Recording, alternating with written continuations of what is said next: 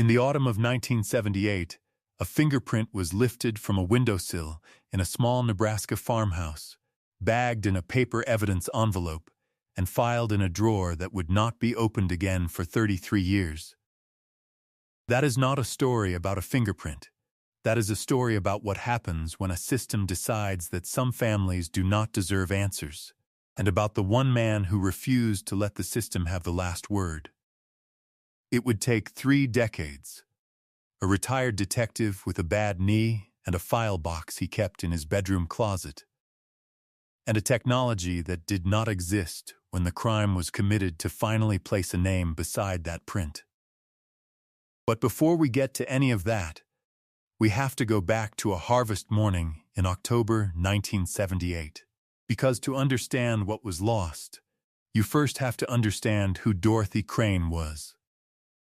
The town of Millard Creek, Nebraska, sat in the wide flat country southeast of Omaha, surrounded by fields that had been worked by the same families for 3 and 4 generations.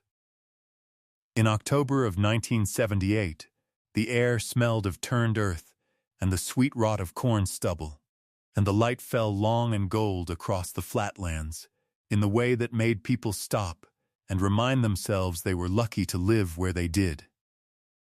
It was the kind of place where the hardware store owner knew your truck by sound, where the Lutheran church held a potluck the second Sunday of every month, and where nobody locked a back door, because nobody could imagine why they would need to. Dorothy Crane was 54 years old. She had lived in Millard Creek her entire life, had married Dale Crane at 19, raised 3 children in the same house where she had been raised herself, and for the past 11 years had worked mornings at the county extension office, helping farm families navigate federal agricultural paperwork. Her neighbors called her organized. Her daughter Carol called her the kind of woman who kept a spare key under the mat for everyone in the family, because she thought the world was full of people who would need it one day. She was a woman of small, faithful routines. Coffee at 6, the morning paper at the kitchen table, a phone call to her sister in Lincoln every Tuesday, church on Sunday, and potluck on the second Sunday, and every October she put up 5 quarts of apple butter from the old tree in the backyard that her mother had planted in 1941. On the morning of Thursday, October 12, 1978, Dorothy Crane had 2 things planned. She was going to finish the last of the apple butter, and she was going to drive into town to pick up Dale's new eyeglasses. It was the kind of Thursday she had lived 1,000 of. It was the last one she ever had. That was the last ordinary morning Millard Creek ever knew. Dale Crane left for the grain elevator at 6:30, the same as every day during harvest season. Dorothy was at the kitchen table when he backed out of the drive. She waved. He waved back. That was the last time anyone in the family saw her alive. At 9:15 that morning, Dorothy's neighbor Ruth Halvorson noticed the Crane back door standing open and the screen door not latched in the wind. Ruth thought nothing of it at first. By 10 o'clock the door was still swinging, and Ruth walked across the yard. What she found inside she would spend the rest of her life trying to forget. Dorothy Crane was dead. She had been struck, investigators determined, with a blunt object never found. The kitchen told a story of struggle, a chair overturned, the apple butter pot knocked from the stove, one broken jar on the floor. The back window was cracked along its lower sash, and on the outer sill of that window, in the soft October grime, a single clear fingerprint had been left behind. By 11 a.m., the Platte County Sheriff's Department had secured the scene. By noon, a deputy had photographed and lifted the print from the windowsill. It was complete, clean, better than most investigators would see in a career. By 3 p.m., Dale Crane had been reached at the elevator. He drove home in silence and did not speak until the following morning. The print was packaged in a labeled evidence envelope and sent to the Nebraska State Patrol Crime Laboratory in Lincoln. The lab confirmed it was usable. They ran it through the state fingerprint index. No match. They queried the FBI's National Fingerprint Database, then still a paper and microfiche system requiring weeks of manual comparison. Weeks became months. The comparison came back, no identification. The print was filed. The case was assigned to Sheriff's investigator Harold Meeker. And the town of Millard Creek began what it did not yet know was an impossibly long wait. Harold Meeker was 41 years old in the autumn of 1978. A thick-shouldered, plain-spoken man who had worked Platte County for 14 years and had never, in all of that time, worked a homicide he could not close. He was not a man who used words like justice or closure. He said he worked cases because unsolved things bothered him. The way a clock that runs slow bothers a man who values exactness. He also genuinely liked Dorothy Crane. His wife had been in her extension office paperwork class in 1972. He had shaken her hand at a county fair ribbon ceremony. She had been a real person to him before she was a case file, and that made a difference in how he worked. In the first weeks of the investigation, Meeker developed two persons of interest. The first was a farmhand who had worked the neighboring property for a season and left the county the week before the murder. He was traced to a town in South Dakota, interviewed, and alibied by two corroborated witnesses. He was removed from consideration in December of 1978. The second was a local man, a utility worker who had reportedly been seen on Millard Creek Road the morning of October 12th. Meeker spent 6 months developing that lead. He interviewed the man twice. He obtained a voluntary fingerprint sample, which did not match the windowsill print. By the summer of 1979, that lead was exhausted. Meanwhile, Dorothy Crane's family moved through the investigation in a state between hope and paralysis. Her daughter Carol, who was 28 that year and had 2 children of her own, drove from Omaha to sit with her father every weekend for the first 3 months. Her son Richard flew in from Arizona twice. Dale Crane, who had always been the steady one, the one who fixed things, who kept the equipment running and the bills paid and the family humming, sat in his kitchen and did not know what to fix or how to fix it. The institution that was supposed to find answers was running out of leads, and the family that needed those answers was running out of the language to ask for them. By the spring of 1980, Harold Meeker had no new suspects, no new evidence, and a department that was being pressed by other cases. His supervisor told him to set it aside. He wrote a 3-page summary of the case and placed it in the permanent file. The fingerprint remained unmatched. The blunt object was never found. The case was classified as open but inactive. Dorothy Crane's name moved to the back of a file drawer. And the years began. By 1985, 7 years had passed. Dale Crane sold the farmhouse and moved into a smaller place in town. He told Carol he could not spend another winter in the kitchen where it had happened.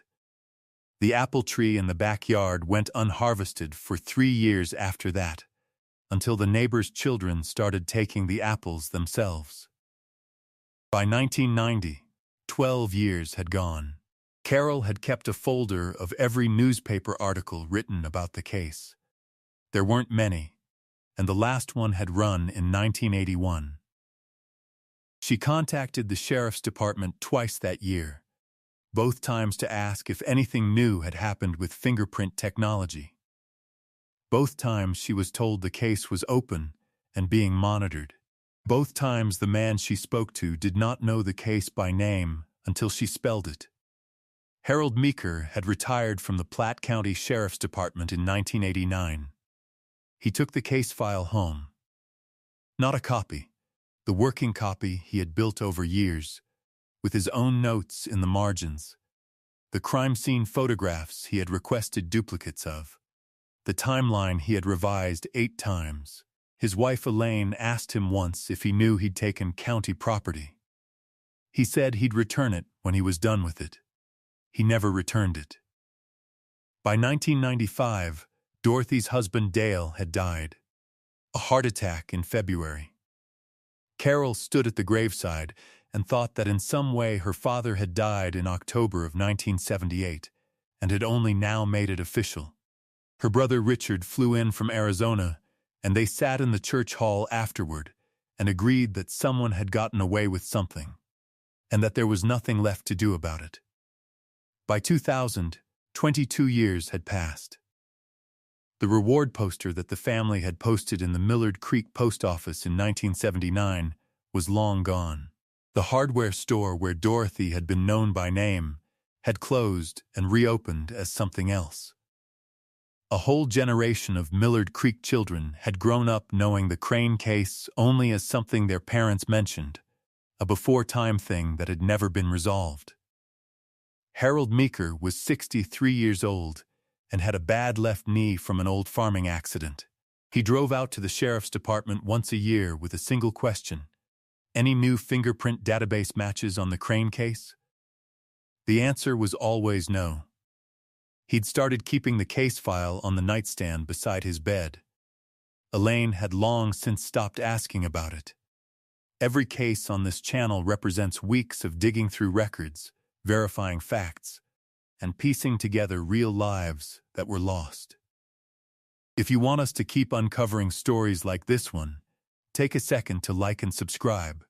Drop a comment below telling us where in the world you're watching from. Now, let's get back to Dorothy. The case had been cold for 30 years when in 2008, something happened that Harold Meeker had not anticipated. He received a phone call from the Nebraska State Patrol. The call came on a Tuesday morning in March of 2008. Meeker was in his kitchen, 71 years old and 3 years widowed, when a young analyst from the State Patrol's Cold Case Unit introduced herself over the phone. Her name was Agent Karen DeLuca. She had been assigned a batch of old cases for processing through AFIS, the automated fingerprint identification system, which had been substantially upgraded and expanded across the decade, and now included millions of records that the old system had never had access to. She had run the Crane windowsill print. It had flagged. Meeker sat down in his kitchen chair and did not move for a long moment. The process, as Agent DeLuca explained it, worked by comparing the pattern of loops, whorls, and ridge endings in a print against a nationwide database, now containing the fingerprints of anyone who had ever been arrested, processed, or fingerprinted by a law enforcement agency in the country. The old manual system had been limited to state and federal records entered before 1978. The new system reached back further, connected wider, and could find a match the old index had simply never had the chance to make. The match was to a man named Robert Aldous Fenn, age 61. A Nebraska native, born in Omaha in 1947. He had been arrested in Iowa in 1983, 5 years after Dorothy Crane's murder, on an unrelated burglary charge, fingerprinted during processing, and released after pleading to a misdemeanor. That fingerprint card had sat in an Iowa County Records archive until it was digitized and uploaded to AFIS in 2004.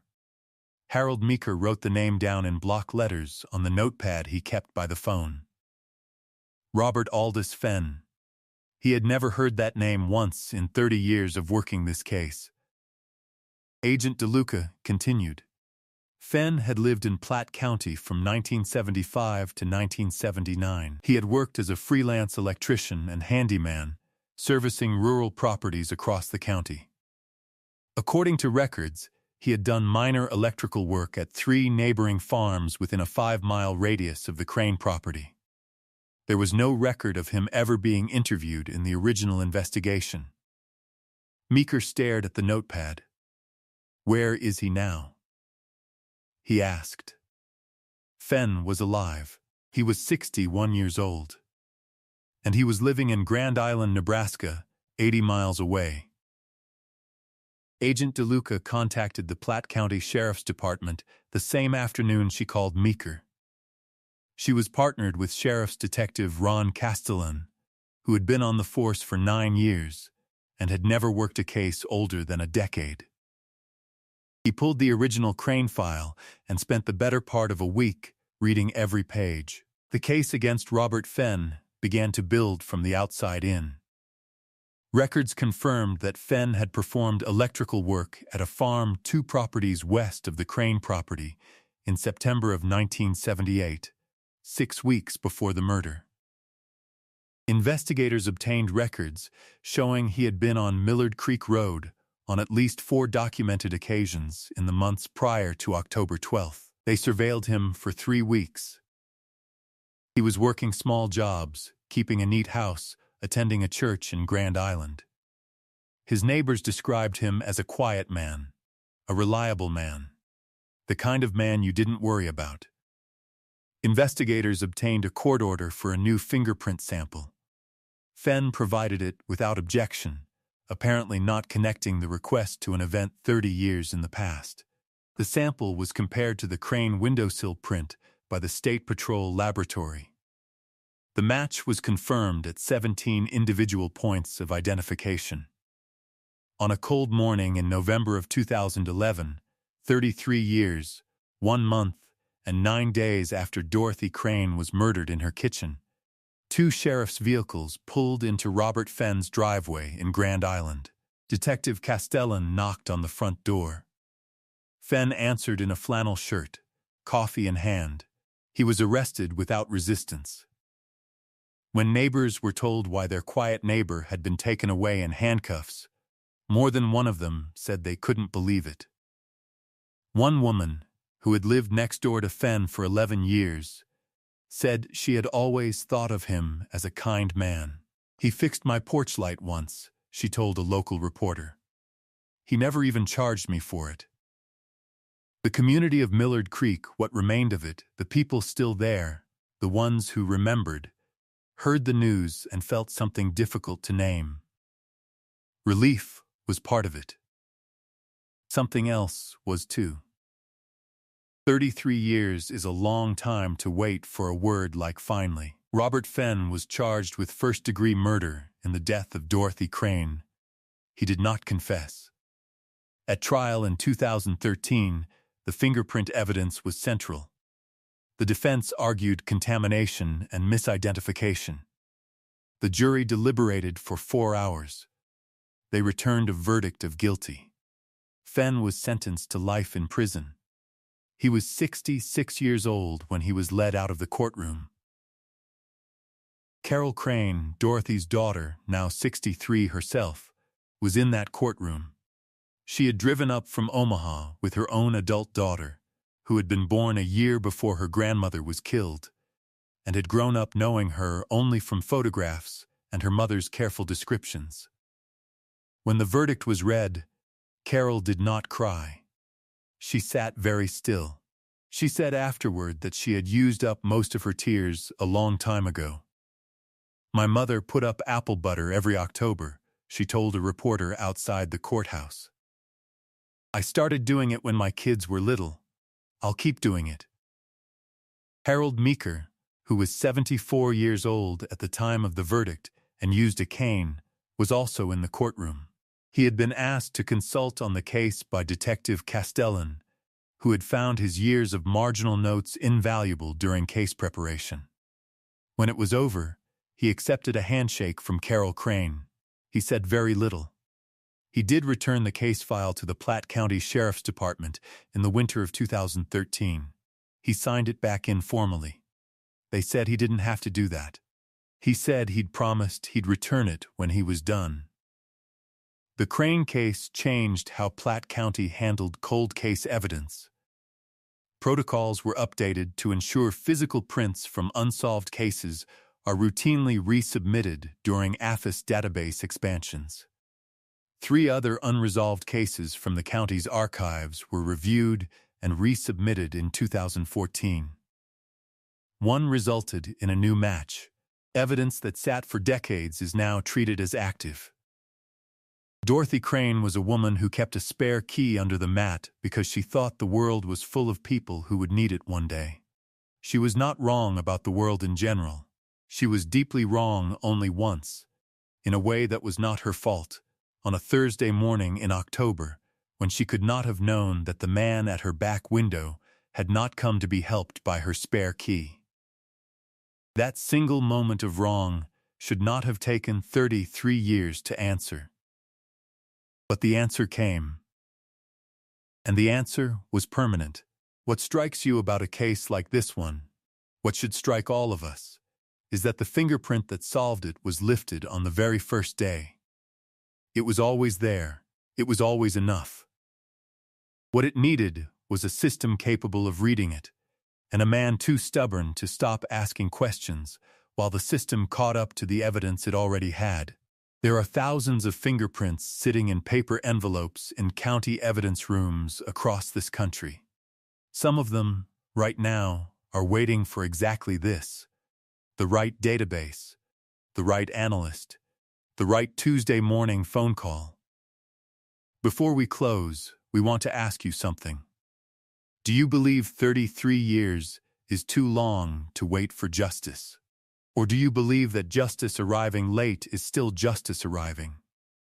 What detail in this case surprised you most? The fact that the print was there from the beginning, or the fact that it took a digitized Iowa arrest record from 1983 to finally give it a name? And what does it tell us about the families still waiting for that Tuesday morning phone call of their own? Justice found Dorothy Crane after 33 years. Stories like hers are why this channel exists. If you believe truth is worth pursuing no matter how long it takes, subscribe so you don't miss the next case. More are waiting in the description below. Thank you for being here.